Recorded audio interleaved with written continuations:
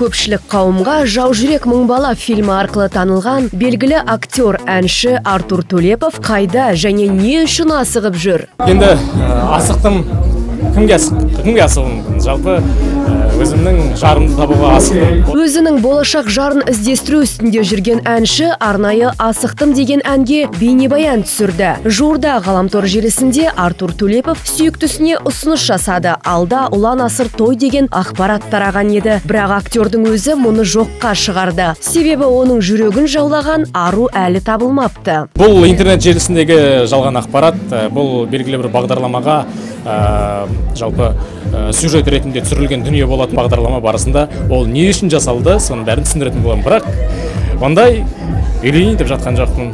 Той әлі алда. Сүйіктім жоқ. Іздестірудемін. Ал 8 қырлы бір сырлы жігіттің жары қандай болуы керек екенін өзінен сұрап көрелік.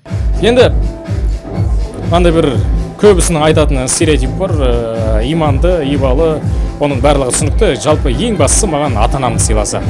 Сонымен қатар Артурдың тағы да бір жаңалығы, ол маусым айында Лос-Анджелес қаласына аттанғалы жатыр. Онда актерді спорт жайлы түсірілетін телехикаяға түсуге шақырыпты.